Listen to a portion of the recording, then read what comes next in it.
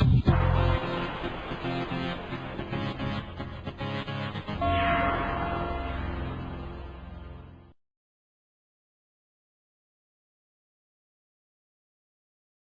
again, my name is Rodney Reynolds and welcome to another video review. Today looking at the FIC Mini Barebone system. What is included in this package are a number of cables, 2 regular IDE cables and the floppy cable, a serial ATA cable and the serial ATA power cable. You also get an optic cable, a power cable, some drivers and software, a manual, a cooler, some cable ties and screws, and the mini computer. This mini computer is based around the Intel 865G Plus chipset motherboard, and that means it supports the Intel Pentium 4 CPU with hyper-threading technology at 800 MHz front-side bus. It also supports dual-channel memory up to 2 GB, AGP 8 times, has 6-channel audio, integrated USB 2, onboard LAN, onboard FireWire. It also has a serial ATA host controller. This is a very small computer system, excellent for travel. There's a window in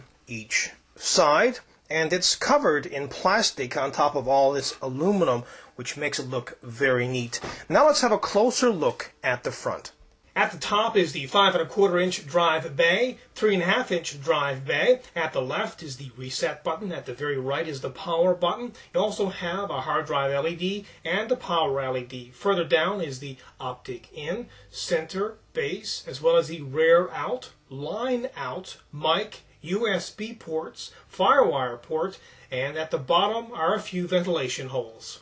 And now let's have a closer look at the back. At the top is the power supply. At the right is the PCI and AGP slots. At the bottom left is where you plug in the PS2 mouse and keyboard, 2 FireWire ports, a COM port, VGA, a LAN port, USB 2 ports, a mic, line in, optical out, and the headphone jack. Also, I wanted to mention here at the back there is a non-standard fan. It's a blower fan. You can see it's quite wide, and this actually helps exhaust all that hot air that's inside the case, and it does it quietly. And now let's have a closer look at the motherboard. At the top left is the floppy IDE 1 and 2, the 2 memory slots, the power connectors. Here's where you install your socket 478 CPU. You can install a PCI card and an AGP card in the system, and here is the chipset. Despite its size, it's very easy to install and remove hardware in this case. Both side panels are easily removed with a thumb screw at the back, and they easily go on as well. You can also swing this top up by loosening these 2 screws at the front.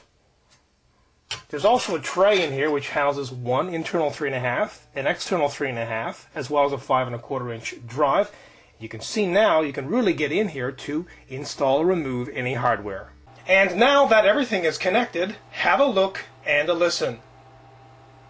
As you can hear, it's very quiet and looks great. Within the advanced BIOS features, you can go in here and enable things like hyper-threading technology, as well as the first boot, second boot, third boot devices, and so on. Within the advanced chipset features, you can go in here and adjust the different memory timings, either by SPD or you can go manual. If you go manual, you can of course adjust all those timings manually. Also further down, you'll notice that you can adjust the on-chip VGA. You can enable or disable that. Enable if you want to use the onboard VGA, or if you have your own video card, disable it. And further down, you can see as well, you can set the number of megabytes for that onboard video to use: 1 megabyte, 8 megabytes, or 16 megabytes. Within the integrated peripherals is where you can go to set and adjust things like the USB, the onboard audio, the onboard FireWire, the onboard LAN, and so on. Within the PC health status is where you can go to view the system temperature, the CPU temperature, the fan speeds, the voltages, as well as adjusting the CPU warning temperature and the shutdown temperature. Within the frequency voltage control area of any BIOS is usually where you can go to really do some serious overclocking. Unfortunately, this BIOS does not have that option.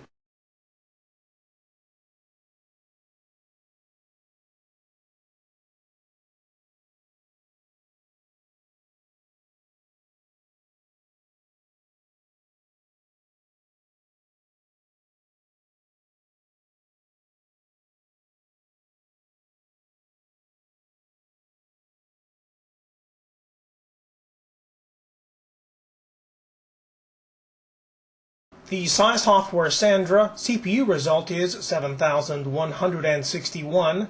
The CPU multimedia result is 11,051. And the memory result is 4,060. The PC Mark 2002 results are: the CPU score is 5,924, the memory score is 6,913, and the hard drive score is 921. These mini computer systems are fantastic if you're going to a LAN party, a friend's place, or maybe you want to have a really compact, lightweight, cool-looking computer system in your home or office. Overall, this system really looks great, is functional, is stable, also is fairly inexpensive. However, if you are a gamer, I certainly recommend you invest in a good AGP video card and drop it in this system to get good 3D results.